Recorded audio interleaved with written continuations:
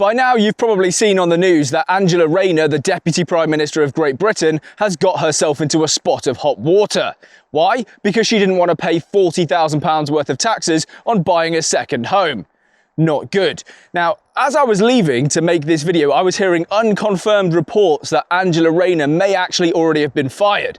But if she hasn't, I guarantee you by the end of this video, you will be convinced that she should, that her political career is over, and that she's a liar, a fraud, and a hypocrite. Yeah. Let's get into it. We'll start by taking a listen to a little bit of Angela Rayner's explanation for what happened. Now, the whole thing is a 7-minute interview that she did with Sky News and Beth Rigby. I'm not going to play the full 7 minutes. I'll just play a few seconds and you'll kind of get the sense of it. Deputy Prime Minister, you've been accused of dodging a £40,000 tax bill on your new home on the South Coast. You said it was your main home, while also claiming your constituency home in Ashton was your main home for other purposes. Do you just want to clear this up? What's going on? Yeah, first of all, Beth, it's been quite a distressing time for my family. I have a court order that was in place around confidentiality regarding my son, my family and my divorce proceedings that happened in 2023, and therefore wasn't able to give a full account of the circumstances of our complex living arrangements. Did you think about just packing it in rather than having to do this now? I spoke to my family about it. I spoke to my ex-husband, who has been an incredibly supportive person, because he knows that all I've done is try and support my family and help them. Now, if you go and watch the full 7 minutes, you'll find that it's two things. It's confusing and it's sad. It's confusing because she's talking about complicated tax laws and trusts, and it's sad because she's talking about her divorce and the fact her son was injured during childbirth. And I think that's the purpose of this interview. You can call me cynical, but I think you're meant to leave this interview thinking, well, that's all very complex, isn't it? I don't really understand what happened there, but Angela's been through a lot. Why don't we leave her alone? Well, I'm not going to leave it alone. I'm going to look at this objectively. In fact, I'm going to pick up on the saddest part of the story first, her son. We only learned through this process that her son was injured during childbirth. Angela Rayner then sued the NHS. And the reason I bring this up is because it's in complete contrast to how she has described this incident in the past. Take a listen to this. Him to survive was such a miracle, and he is an NHS miracle. I think our NHS is like the jewel in Britain's crown. That clip was recorded for the 72nd birthday of the National Health Service, and in it you can hear Angela Rayner talking positively about the NHS and how her son is an NHS miracle. Except that's not true, is it? Because you sued the NHS for malpractice. So how can that be an NHS miracle? It just doesn't make any sense. And here's the thing. You, even as a public person like the Deputy Prime Minister, can keep your private life private. I do believe that. If you don't want to talk about something that happened to your children, then don't. But that's not what happened. You did talk about it when it was politically convenient to talk positively about the NHS. You were talking about how your son is an NHS miracle. But the truth is, you sued them for malpractice. So yes, you can keep your private life private, but if you're going to bring it into the public space, you are not allowed to lie. You're not allowed to lie and paint the facts differently to how they are. You should never have spoken about this. But you did. It actually gets worse for Angela Rayner because in just one tweet, I'm going to expose to you how hypocritical she really is. She has criticised people in the past for suing the NHS. Take a listen to this. Well, Richard, maybe it would help if Virgin stopped suing the NHS and started paying corporation tax. Well, Angela, maybe it would help if you stopped suing the NHS and started paying your property taxes. What a tweet to find, eh? Where exactly did she get the money to put down a deposit on an £800,000 flat in Hove? Well, I'll tell you, it's from her son's trust, the trust that was established with the money they won by suing the NHS. Now look, I'm not going to pretend that I understand the intricacies of trust law and tax law or anything else, but I'm pretty sure that when you set up a trust for a vulnerable person, they're not meant to be used as a little bank account where you can withdraw some money to buy yourself a nice beachside flat. That just seems a bit wrong to me, but I will let you make your own mind up. Like I said, I don't pretend to understand the full details of that.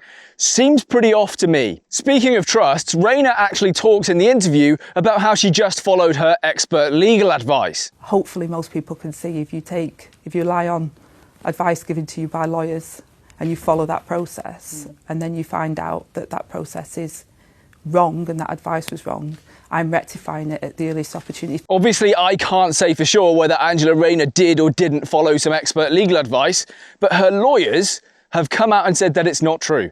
The lawyers that she is saying, well, they told me to do this, they're saying, no, we didn't. So now you've got a choice to make. Do you trust the lawyers or do you trust the politician? Tricky, isn't it? You'll have to make your own mind up. Believe it or not, some people are actually still coming out to defend Angela Rayner and say that this is just a really complicated tax issue. I read an article in the Telegraph and it was titled something like, I feel sorry for Angela Rayner, even I did not know about the tax rule she broke. And this was written by Mike Warburton, who is a self-professed property tax specialist. Okay, well, two things to say here. First of all, you can't get away with making mistakes on your taxes if you're in that higher public life, okay? That could be an excuse for an ordinary person who's like, well, I don't really understand the tax rules that well. I've made a mistake. I'm going to pay it back. You can't do that when you're the Deputy Prime Minister, okay? You have to be whiter than white. You can't get these things wrong. Secondly, though, Mike Warburton, the self-proclaimed property tax specialist who wrote this article, what an L.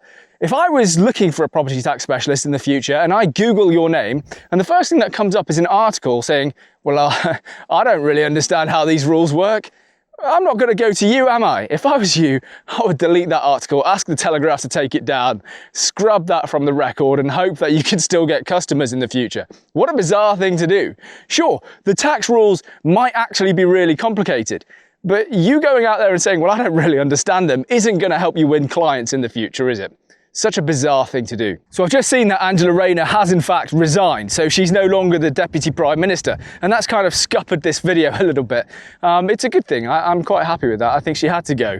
And I think I'll still put this video out because it's useful to everyone who didn't fully understand the depth of her hypocrisy. She really had to go and her political career has to be dead, but I was kind of hoping that this video might be the final nail in the coffin that just sort of pushes her over the edge. Anyway, she's gone, and of course she had to. Keir Starmer has put out posts in the past saying, me and the Chancellor, we're never going to stand for any tax dodgers, and then all of a sudden your Deputy Prime Minister, your left-hand woman, turns out to be tax evader 101. She was always going to go. She had to go. I mean, this is really, really bad. It's a really bad look. But like I said, I mean, on the surface, they're going to paint this as like a complicated tax issue. But when you dig deeper down, you can just see the lies and the hypocrisy coming through Angela Rayner. She is the first person, right? Whenever she was in opposition and the Tories were in government, she was always the first person saying, oh, if you had any integrity, you've got to fire this person. You've got to fire this person. Well, yeah, look, now it's your turn. The shoe is on the other foot. Anyway, I've also just seen that Keir Starmer is going to do a government reshuffle later today, so that'll be interesting. I wonder if Rachel Reeves will keep her job. I suspect not. So the two most senior women in the Labour Party, the Chancellor and the Deputy Prime Minister, both have been caught on TV crying in the last couple of months, and now they've both been fired. Look, and don't get me wrong, like, sometimes people are upset, but if you're going to be emotional and cry on TV or in the House of Commons like Rachel Reeves did, it's time to go. Reeves has got to go as well. I mean, she really has to. Remember when they came in and they were talking about a £22 billion black hole that the Tories had left them? Like a deficit in the budget, basically saying that it was really broken. Well, now it's grown to a £50 billion black hole. So who's done that? You can't blame the Tories for the extra 30 billion of like economic damage per year that you've done. So yeah, Rachel Reeves has got to go. But here's the thing, who do you replace these people with? David Lammy? Well, then you've got to find someone to be Foreign Secretary. Wes Streeting? I mean, there's just no talent in the Labour Party. Honestly, there's very little talent in our politicians at all. There's only a handful of like MPs I look at and I think, yeah, they're actually quite good. They're straight shooters. I can see them talking, you know, in public, confidently, answering questions, etc., etc. And not many of them are in the Labour Party. I think this could start to spell the end for Labour. Do I think they'll still cling on till 2029? Maybe. I think you're more likely to see a new leadership election in the Labour Party than a straight up general election. Like they might swap Keir Starmer out for someone, but again, who? Listen, I don't know. I'll probably end up making a separate video based on whatever Keir Starmer does today. Fascinating stuff. Goodbye, Ange. Good riddance. Anyway, please do leave a like, comment, subscribe. Thank you for watching this video. I know it's a bit of a weird one because by the time you're watching this, like you're watching me talking about how she should be fired, and she's already been fired. It feels like I manifested it when I was out walking. Oh, a couple of things, by the way, because I know that people are going to ask questions. The first question that people are going to ask is, where have you been for the last 4 days? And I get this all the time. Like, sometimes I just don't make a video for a few days, but also the weather has been absolutely terrible. So I can't just walk around through the field. Of course I can go, and I still do take the dog for a walk, right? But if it's pouring it down with rain and it's windy, you're not going to hear anything. The camera's going to get damaged. I've actually just had to buy an entire new microphone. Again, this is the third microphone, because they keep getting damaged in the rain. So I've just got to be a little bit, careful about that. And then the other thing you might ask is, well, where's the dog? The dog isn't with me, and the reason the dog isn't with me is because she's actually in season. So for the next week or so, you probably won't see her. I trust her completely that I can focus on the camera, film, talk to you, everything else, and she's not going to do anything naughty. But when she's in season, I'm just not taking that chance that she doesn't run off, find a handsome boy, and all of a sudden I've got puppies. And sure, I get it. That'd make a great 100k subscriber giveaway, wouldn't it, if I started giving out puppies to people? But that's a lot of grief. So I'll walk Annie separately with her on the lead so that I know that she's not going to end up the duff, so to speak. Anyway, so that's where Annie is. I think as well, by the way, something for the future, I'm going to try and create a kind of indoor space so that if I do get periods of like bad weather for like a week, I mean, it's Britain, so it does happen. I can still film videos, but I'll do them indoors. I like filming outdoors. I think it's more interesting for you. You get to see stuff, see the countryside, bit of nice weather. You can kind of see the fields change throughout the year that I've been filming as well, right?